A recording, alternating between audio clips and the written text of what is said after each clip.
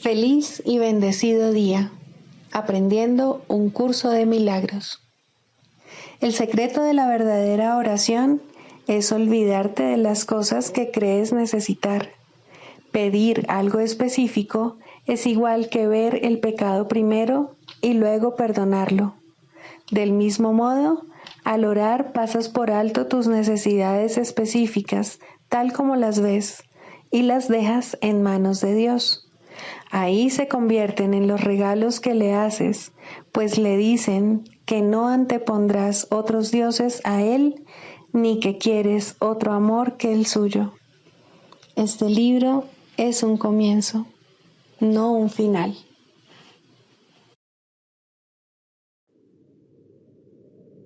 Del prefacio que postula, párrafo 9.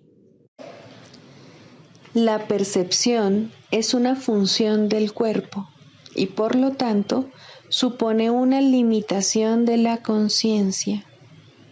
La percepción ve a través de los ojos del cuerpo y oye a través de sus oídos. Produce las limitadas reacciones que éste tiene. El cuerpo aparenta ser, en gran medida, automotivado e independiente, mas en realidad solo responde a las intenciones de la mente. Si la mente lo utiliza para atacar, sea de la forma que sea, el cuerpo se convierte en la víctima de la enfermedad, la vejez y la decrepitud. Si la mente, en cambio, acepta el propósito del Espíritu Santo, el cuerpo se convierte en un medio eficaz de comunicación con otros, invulnerable mientras se le necesite, que luego sencillamente se descarta cuando deja de ser necesario. De por sí, el cuerpo es neutro, como lo es todo en el mundo de la percepción. Utilizarlo para los objetivos del ego o para los del Espíritu Santo depende enteramente de lo que la mente elija.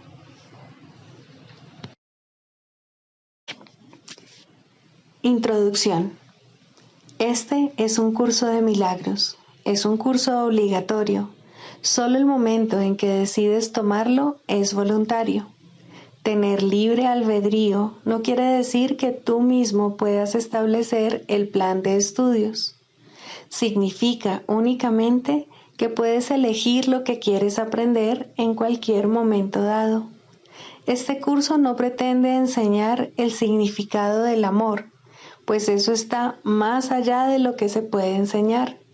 Pretende, no obstante, despejar los obstáculos que impiden experimentar la presencia del amor, el cual es tu herencia natural. Lo opuesto al amor es el miedo, pero aquello que todo lo abarca no puede tener opuestos. Este curso puede, por lo tanto, resumirse muy simplemente de la siguiente manera. Nada real puede ser amenazado. Nada irreal existe. En esto radica la paz de Dios.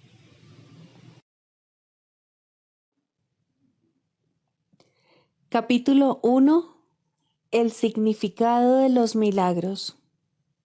Primero, principios de los milagros. Principio 21. Los milagros son expresiones naturales de perdón. Por medio de los milagros, aceptas el perdón de Dios al extendérselo a otros. Capítulo 20. La visión de la santidad. Octavo. La visión de la impecabilidad. Al principio, la visión te llegará en forma de atisbos, pero eso bastará para mostrarte lo que se te concede a ti, que ves a tu hermano libre de pecado. La verdad se restituye en ti al tú desearla, tal como la perdiste al desear otra cosa. Abre las puertas del santo lugar que cerraste al haber valorado esa otra cosa, y lo que nunca estuvo perdido regresará calladamente. Ha sido salvaguardado para ti. La visión no sería necesaria si no se hubiese concebido la idea de juzgar. Desea ahora que ésta sea eliminada completamente y así se hará. ¿Deseas conocer tu identidad? ¿No intercambiarías gustosamente tus dudas por la certeza? ¿No estarías dispuesto a estar libre de toda aflicción y aprender de nuevo lo que es la dicha? Tu relación santa te ofrece todo esto. Tal como se te dio, así también se te darán sus efectos. Y del mismo modo en que no fuiste tú quien concibió su santo propósito, tampoco fuiste tú quien concibió los medios para lograr su feliz desenlace. Regocíjate de poder disponer de lo que es tuyo solo con pedirlo, y no pienses que tienes que ser tú quien debe concebir los medios o el fin. Todo ello se te da a ti, que quieres ver a tu hermano libre de pecado. Todo ello se te da y solo espera a que desees recibirlo. La visión se le otorga libremente a todo aquel que pide ver. La impecabilidad de tu hermano se te muestra en una luz brillante, para que la veas con la visión del Espíritu Santo y para que te regocijes con ella junto con él.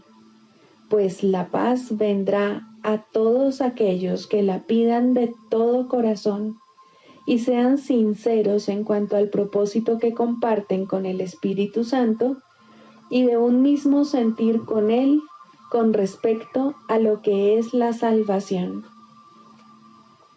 Estate dispuesto, pues, a ver a tu hermano libre de pecado, para que Cristo pueda aparecer ante tu vista y colmarte de felicidad. Y no le otorgues ningún valor al cuerpo de tu hermano, el cual no hace sino condenarlo a fantasías de lo que él es. Él desea ver su impecabilidad, tal como tú deseas ver la tuya. Bendice al Hijo de Dios en tu relación, y no veas en él lo que tú has hecho de él. El Espíritu Santo garantiza que lo que Dios dispuso para ti y te concedió será tuyo.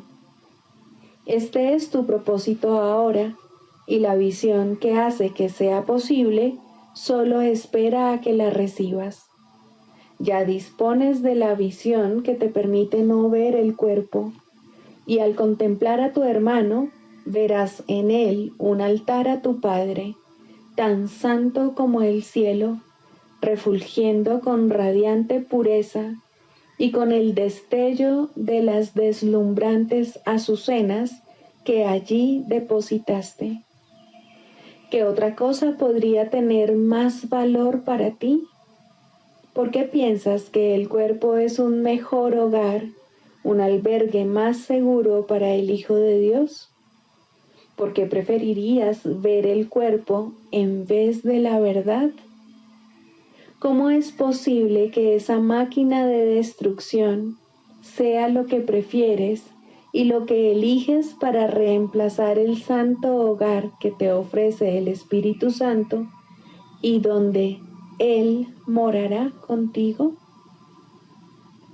El cuerpo es el signo de la debilidad, de la vulnerabilidad y de la pérdida de poder. ¿Qué ayuda te puede prestar un Salvador así? ¿Le pedirías ayuda a un desvalido en momentos de angustia y de necesidad? ¿Es lo infinitamente pequeño la mejor alternativa a la que recurrir en busca de fortaleza? Tus juicios parecerán debilitar a tu Salvador, mas eres tú quien tiene necesidad de su fortaleza. No hay problema, acontecimiento, situación o perplejidad que la visión no pueda resolver. Todo queda redimido cuando se ve a través de la visión, pues no es tu visión, y trae consigo las amadas leyes de aquel cuya visión es. Todo lo que se contempla a través de la visión cae suavemente en su sitio, de acuerdo con las leyes que su serena y certera mirada le brinda. La finalidad de todo lo que él contempla es siempre indudable, pues servirá a su propósito, que se verá sin ajuste alguno y perfectamente adaptado al mismo. Bajo su bondadosa mirada, lo destructivo se vuelve benigno y el pecado se convierte en una bendición. ¿Qué poder tienen los ojos del cuerpo para corregir lo que perciben? Los ojos del cuerpo se ajustan al pecado, pues son incapaces de pasarlo por alto en ninguna de sus formas, al verlo por todas partes y en todas las cosas. Mira a través de sus ojos y todo quedará condenado ante ti, y jamás podrás ver todo lo que te podría salvar. Tu santa relación, la fuente de tu salvación, queda desprovista de todo significado y su más santo propósito desposeído de los medios para su consecución. Los juicios no son sino juguetes, caprichos, instrumentos insensatos para jugar el juego fútil de la muerte en tu imaginación. La visión, en cambio, enmienda todas las cosas y las pone dulcemente bajo el tierno dominio de las leyes del cielo. ¿Qué pasaría si reconocieses que este mundo es tan solo una alucinación? ¿O si realmente entendieses que fuiste tú quien lo inventó? ¿Y qué pasaría si te dieses cuenta de que los que parecen deambular por él para pecar y morir, atacar, asesinar y destruirse a sí mismos son totalmente irreales? ¿Podrías tener fe en lo que ves si aceptases eso? ¿Y lo verías? Las alucinaciones desaparecen cuando se reconocen como lo que son. Esa es la cura y el remedio. No creas en ellas y desaparecen. Lo único que necesitas reconocer es que todo ello es tu propia fabricación. Una vez que aceptas este simple hecho y recuperas el poder que les habías otorgado, te liberas de ellas. Pero de esto no hay duda. Las alucinaciones tienen un propósito y cuando dejan de tenerlo, desaparecen. La pregunta, por lo tanto, no es nunca si las deseas o no, sino si deseas el propósito que apoyan. Este mundo parece tener muchos propósitos, todos ellos diferentes entre sí y con diferentes valores. Sin embargo, son todos el mismo. Una vez más, no hay grados, sino solo una aparente jerarquía de valores. Solo dos propósitos son posibles: el pecado y la santidad. No existe nada entre medias, y el que elijas determinará lo que veas, pues lo que ves simplemente demuestra cómo has elegido alcanzar tu objetivo. Las alucinaciones sirven para alcanzar el objetivo de la locura. Son el medio a través del cual el mundo externo, proyectado desde adentro, se ajusta al pecado y parece dar fe de su realidad. Aún sigue siendo cierto, no obstante, que no hay nada afuera.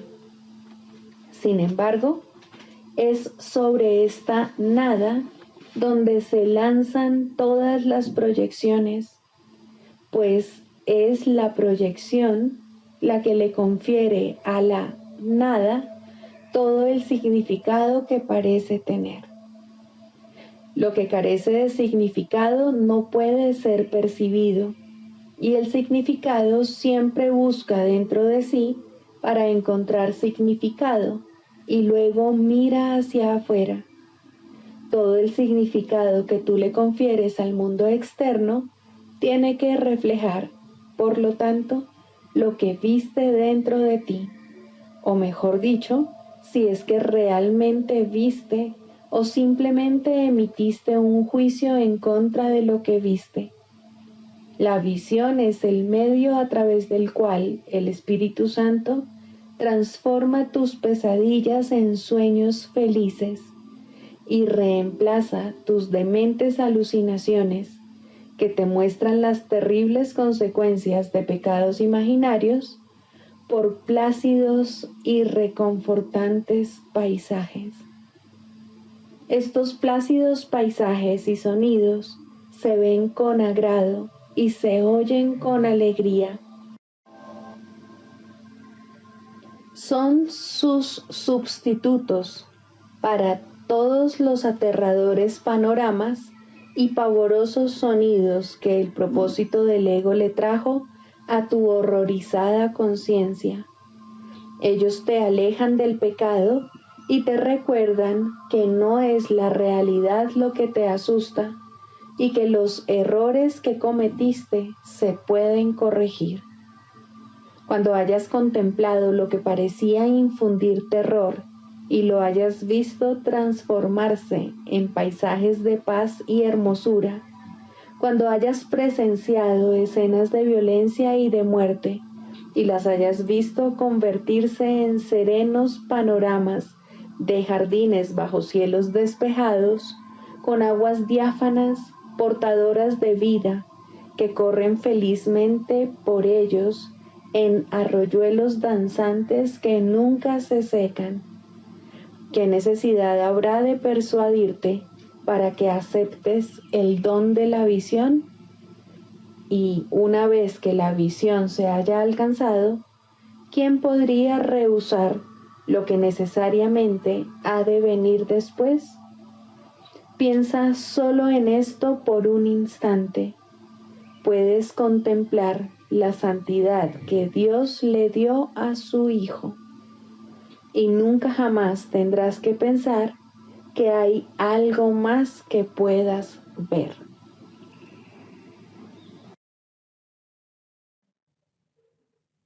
Libro de ejercicios. 3. ¿Qué es el mundo? El mundo es una percepción falsa.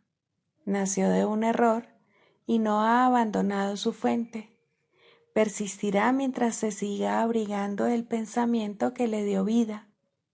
Cuando el pensamiento de separación haya sido sustituido por uno de verdadero perdón, el mundo se verá de una manera completamente distinta, de una manera que conduce a la verdad en la que el mundo no puede sino desaparecer, junto con todos sus errores. Ahora su fuente ha desaparecido, al igual que sus efectos. El mundo se fabricó como un acto de agresión contra Dios. Es el símbolo del miedo. Mas, ¿qué es el miedo sino la ausencia de amor? El mundo, por lo tanto, se fabricó con la intención de que fuese un lugar en el que Dios no pudiese entrar y en el que su Hijo pudiese estar separado de él. Esa fue la cuna de la percepción, pues el conocimiento no podría haber sido la causa de pensamientos tan descabellados. Mas los ojos engañan y los oídos oyen falsedades. Ahora es muy posible cometer errores porque se ha perdido la certeza. Y para sustituirla nacieron los mecanismos de la ilusión, que ahora van en pos de lo que se les ha encomendado buscar. Su finalidad es servir el propósito para el que se fabricó el mundo, de modo que diese testimonio de él y lo hiciera real. Dichos mecanismos ven en sus ilusiones una sólida base donde existe la verdad y donde se mantiene aparte de las mentiras. No obstante, no informan más que de ilusiones, las cuales se mantienen separadas de la verdad. Del mismo modo en que el propósito de la vista fue alejarte de la verdad, puede asimismo tener otro propósito. Todo sonido se convierte en la llamada de Dios, y aquel a quien Dios designó como el Salvador del mundo puede conferirle a toda percepción un nuevo propósito. Sigue su luz y verás el mundo tal como Él lo ve. Oye solo su voz en todo lo que te habla y deja que Él te conceda la paz y la certeza que tú desechaste, pero que el cielo salvaguardó para ti en Él. No nos quedemos tranquilos hasta que el mundo se haya unido a nuestra nueva percepción. No nos demos por satisfechos hasta que el perdón sea total, y no intentemos cambiar nuestra función.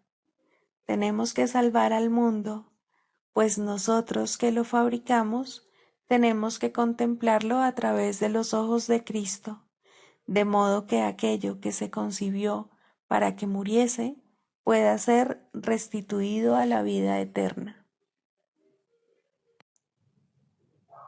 Lección 244.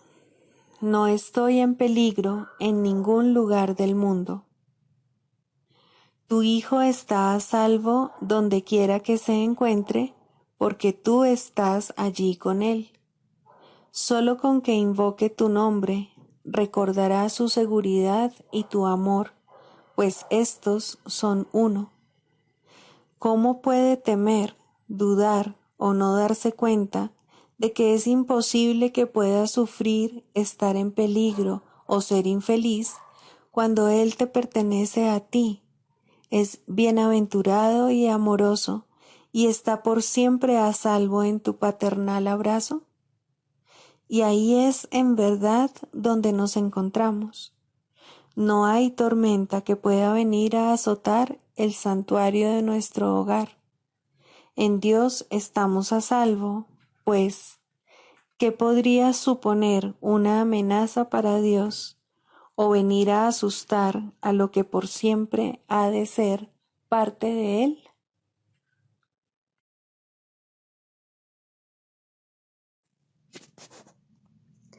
Del Manual para el Maestro, pregunta 4.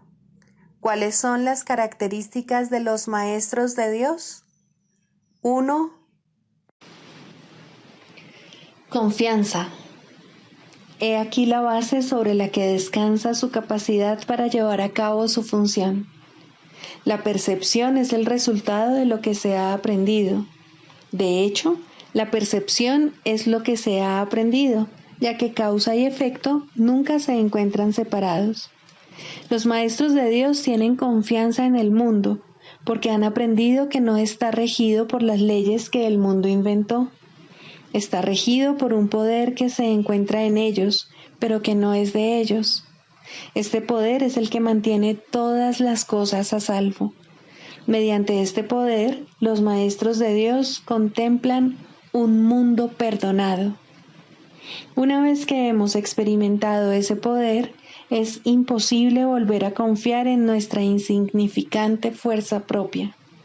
¿Quién trataría de volar con las minúsculas alas de un gorrión cuando se le ha dado el formidable poder de un águila?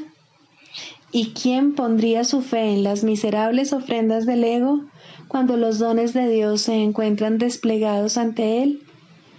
¿Qué induce a los maestros de Dios a efectuar este cambio? A. Desarrollo de la confianza. En primer lugar, tienen que pasar por lo que podría calificarse como un periodo de deshacimiento.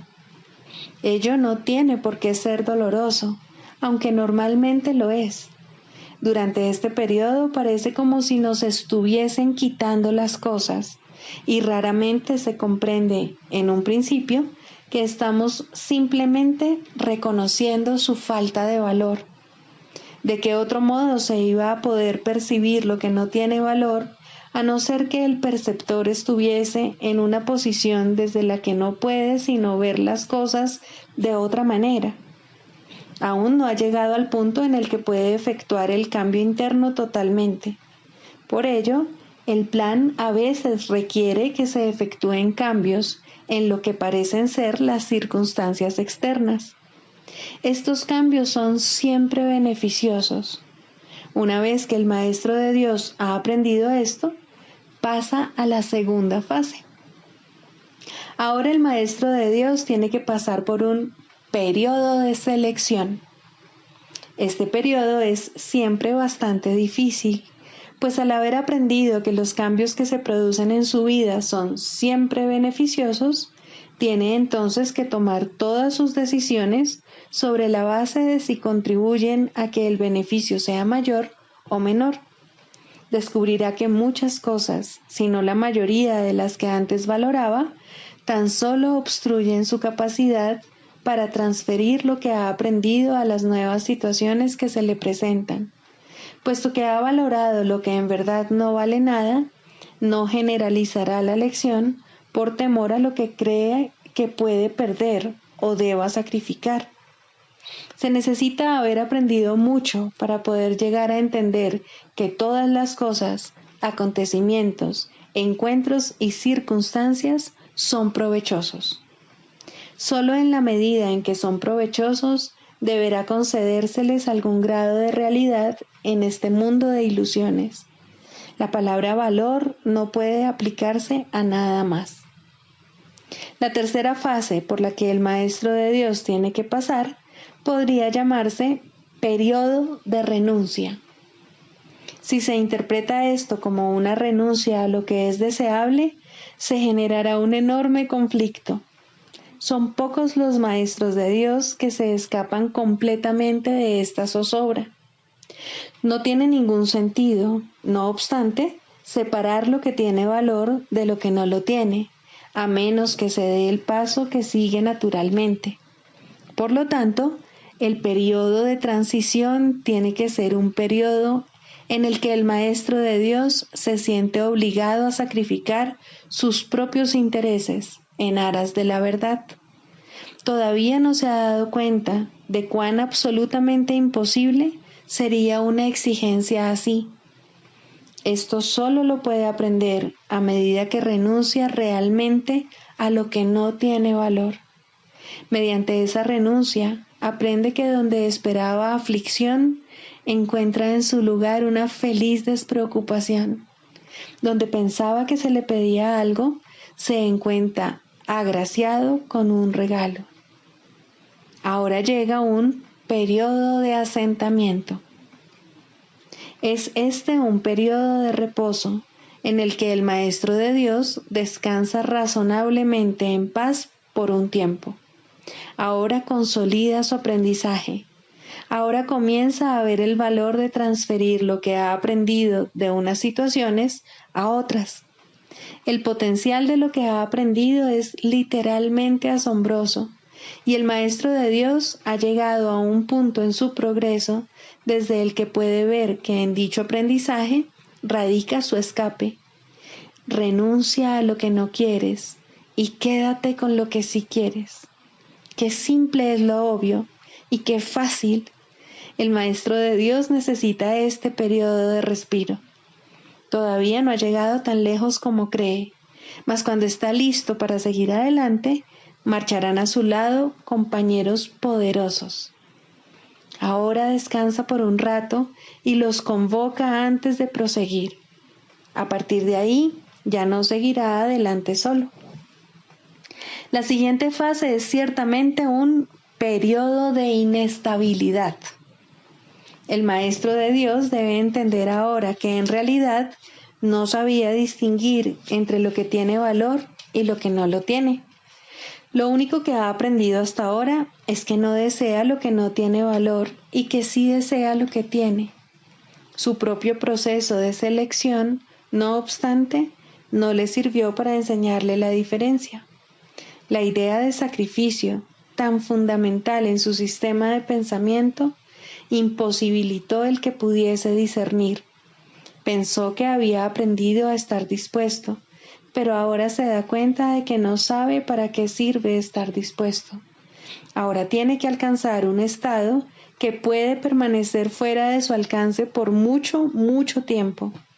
Tiene que aprender a dejar de lado todo juicio y a preguntarse en toda circunstancia qué es lo que realmente quiere. De no ser porque cada uno de los pasos en esta dirección está tan fuertemente reforzado, cuán difícil sería darlos.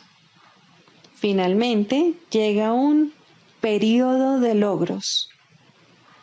Ahora es cuando se consolida su aprendizaje. Lo que antes se consideraba simples sombras se han convertido ahora en ganancias substanciales con las que puede contar en cualquier emergencia, así como también en los periodos de calma. En efecto, el resultado de esas ganancias no es otro que la tranquilidad, el fruto de un aprendizaje honesto, de un pensamiento congruente y de una transferencia plena. Esta es la fase de la verdadera paz, pues aquí se refleja plenamente el estado celestial. A partir de ahí, el camino al cielo está libre y despejado y no presenta ninguna dificultad. En realidad ya está aquí. ¿Quién iba a querer ir a ninguna otra parte si ya goza de absoluta paz? ¿Y quién querría cambiar su tranquilidad por algo más deseable? ¿Qué podría ser más deseable?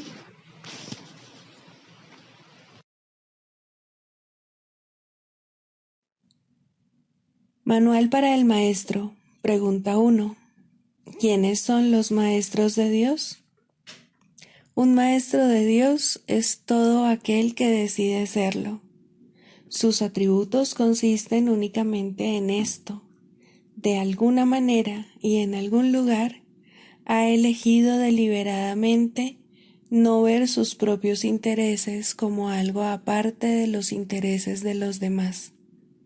Una vez que ha hecho esto, su camino ha quedado establecido y su dirección es segura. Una luz ha entrado en las tinieblas. Tal vez sea una sola luz, pero con una basta. El Maestro de Dios ha hecho un compromiso con Dios, aunque todavía no crea en Él. Se ha convertido en un portador de salvación. Se ha convertido en un Maestro de Dios. Los Maestros de Dios proceden de todas partes del mundo y de todas las religiones, aunque algunos no pertenecen a ninguna religión. Los Maestros de Dios son los que han respondido. La llamada es universal y está activa en todo momento y en todas partes. Dicha llamada invoca a los maestros a que hablen en favor de ella y a que rediman el mundo. Muchos la oyen, pero muy pocos responden. Sin embargo, es solo cuestión de tiempo. Todo el mundo responderá al final, pero ese final puede estar muy, muy lejos. Esta es la razón por la que se estableció el plan de los maestros. Su función es ahorrar tiempo. Cada uno comienza como una sola luz, pero como tiene la llamada en el mismo centro de su ser, esa luz no puede restringirse, y cada uno de ellos ahorra miles de años, tal como el mundo juzga el tiempo. Mas para la llamada en sí, el tiempo no significa nada. Cada maestro de Dios tiene su propósito. La estructura de éste varía enormemente, así como los medios particulares de enseñanza empleados. El contenido del curso, no obstante, nunca varía. Su tema central es siempre: el Hijo de Dios es inocente y en su inocencia radica su salvación. Esto se puede enseñar con acciones o con pensamientos, con palabras o sin ellas, en cualquier lenguaje o sin lenguaje, en todo lugar o momento o en cualquier forma. No importa lo que el maestro haya sido antes de oír la llamada. Al responder, se ha convertido en un salvador. Ha visto a alguien más como a sí mismo. Ha encontrado, por lo tanto, su propia salvación y la salvación del mundo. Con su renacer, renace el mundo. Este manual está dedicado a una enseñanza especial y dirigido a aquellos maestros que enseñan una forma particular del curso universal. Existen muchas otras formas, todas con el mismo desenlace. Su propósito es simplemente ahorrar tiempo. No obstante, solo el tiempo se arrastra pesadamente y el mundo ya está muy cansado. Está viejo, agotado y sin esperanzas, mas el desenlace final nunca se puso en duda, pues, ¿qué puede cambiar la voluntad de Dios? Pero el tiempo, con sus ilusiones de cambio y de muerte, agota al mundo y a todas las cosas que habitan en él. Al tiempo, no obstante, le llegará su final, y propiciar ese final es la función de los maestros de Dios, pues el tiempo está en sus manos. Tal fue su elección, y así se les concedió.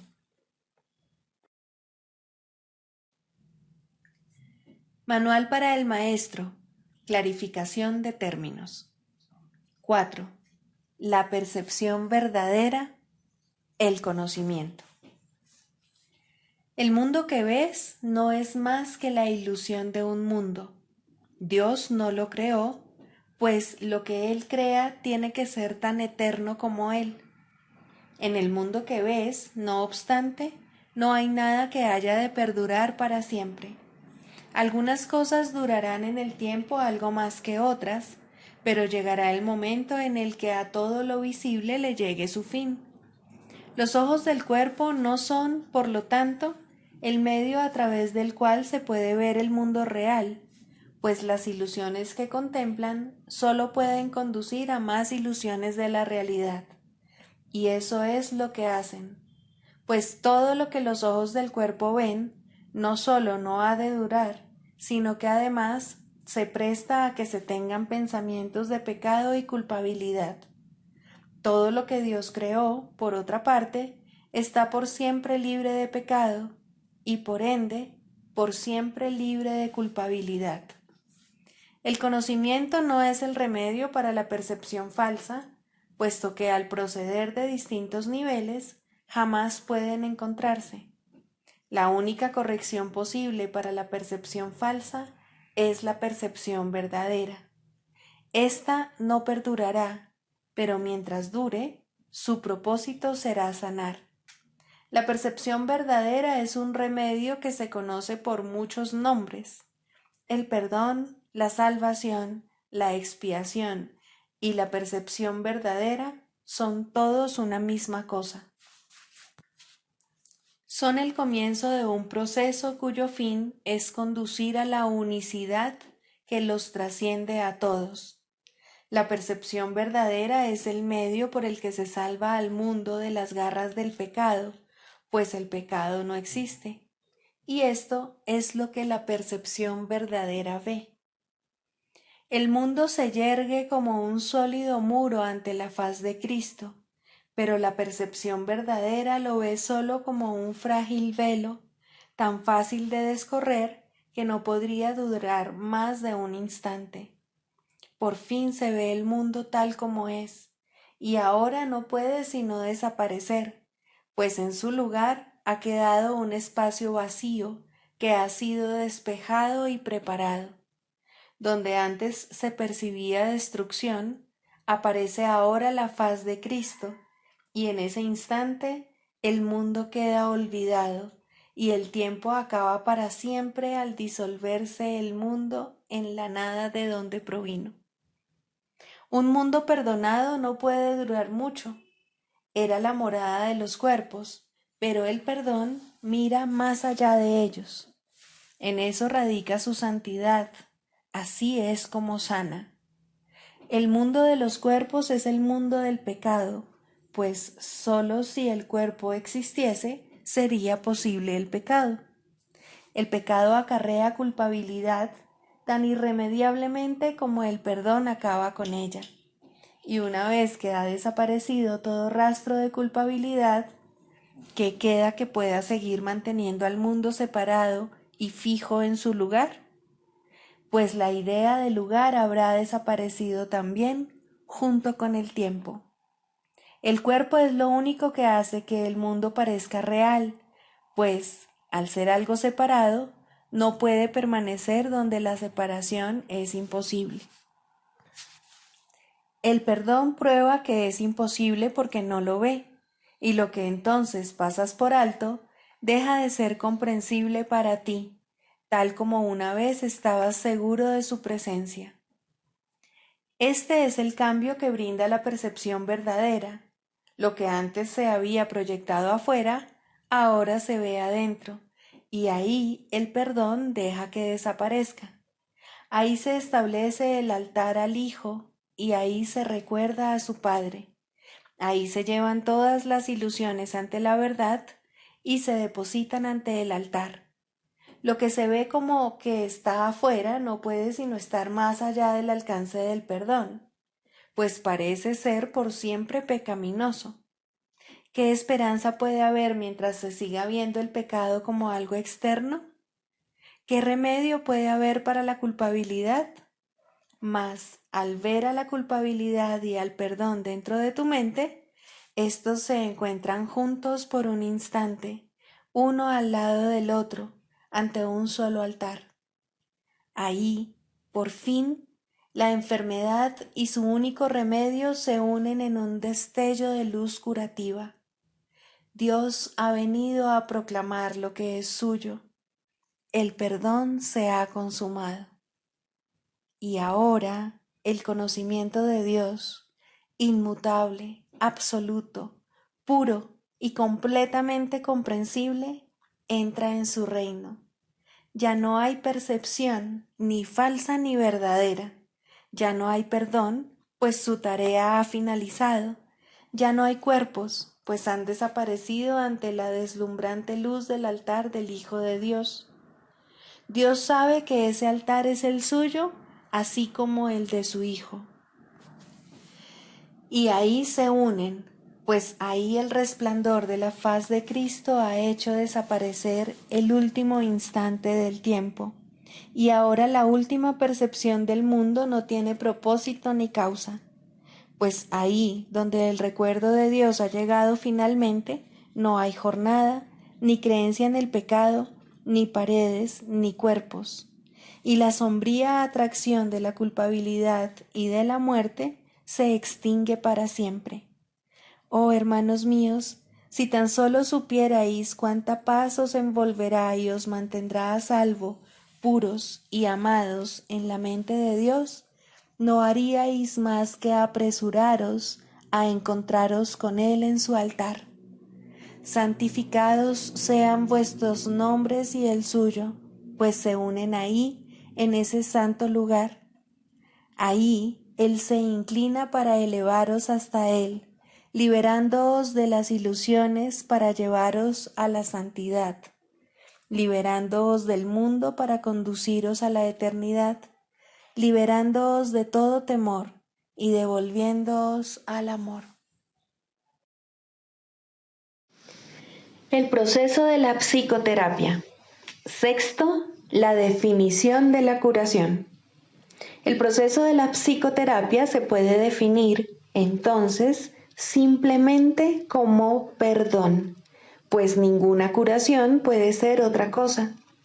Los que no perdonan están enfermos, pues creen que ellos no han sido perdonados.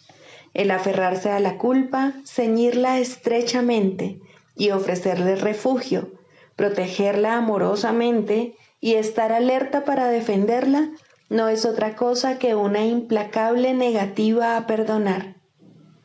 Dios no puede entrar aquí, repiten los enfermos una y otra vez, mientras lamentan su pérdida, y, sin embargo, encuentran deleite en ella. La curación tiene lugar una vez que el paciente comienza a oír el canto fúnebre que entona y cuestiona su validez. Hasta que no lo oye, no puede entender que es él quien se lo canta a sí mismo. Oírlo es el primer paso de la recuperación. Cuestionarlo, entonces, debe ser su elección. Hay una tendencia, y muy fuerte por cierto, a oír este canto de muerte solo por un instante y a descartarlo sin haberlo corregido. Estas fugaces tomas de conciencia representan las muchas oportunidades que literalmente se nos brindan para cambiar de melodía. En su lugar podemos oír el sonido de la curación, pero antes debe surgir la voluntad de cuestionar la realidad del canto de condenación. Las extrañas distorsiones que de manera inextricable están entretejidas dentro del concepto del yo, que en sí no es más que la pseudocreación, hacen que ese feo sonido parezca realmente hermoso.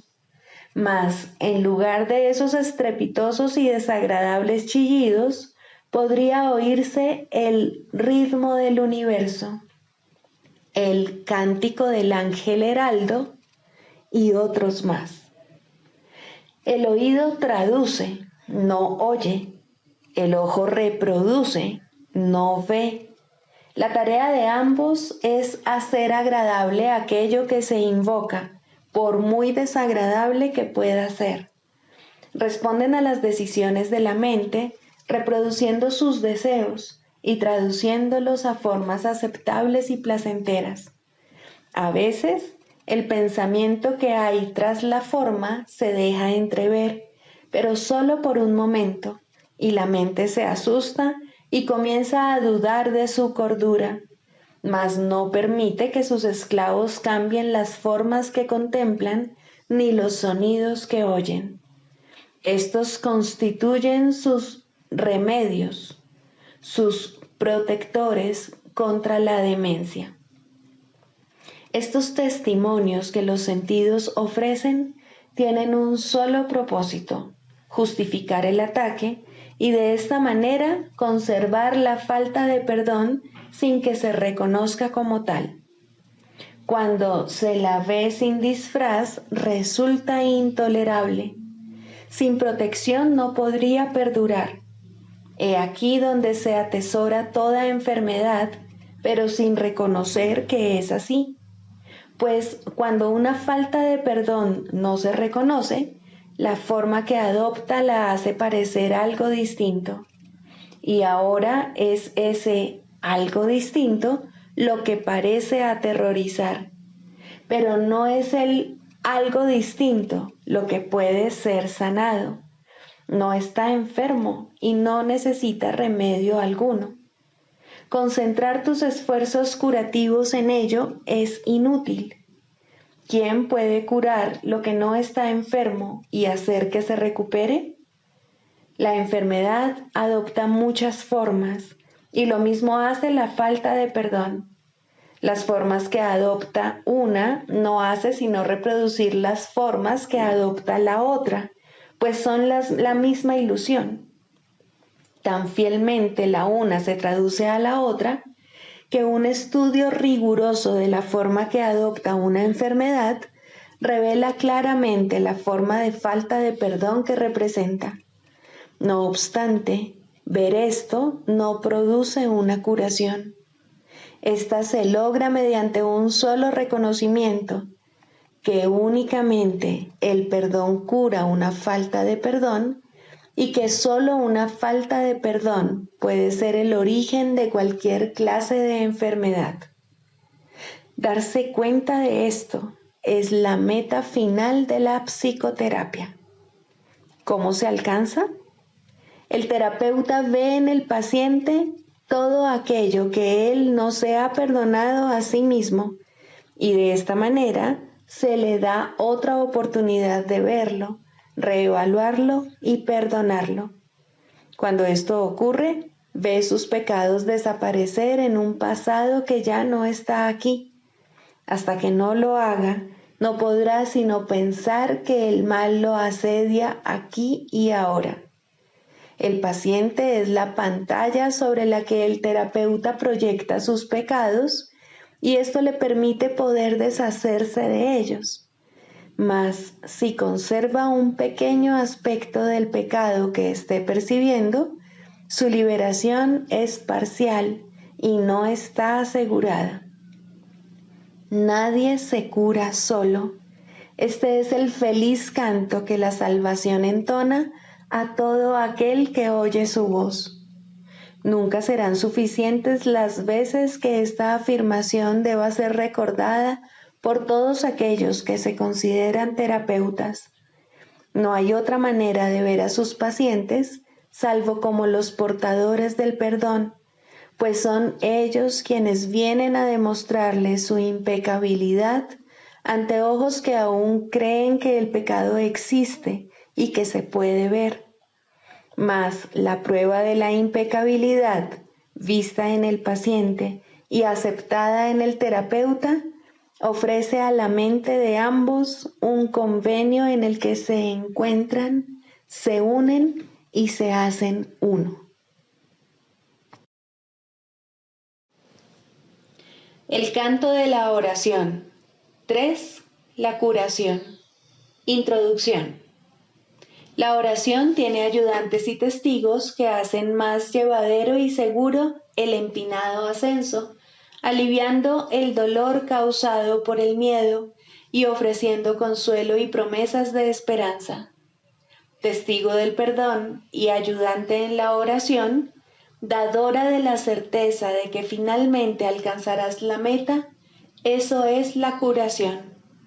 Su importancia no debe enfatizarse demasiado, pues la curación es una señal o símbolo de la fuerza del perdón y tan solo un efecto o sombra de un cambio de parecer con respecto a la meta de la oración.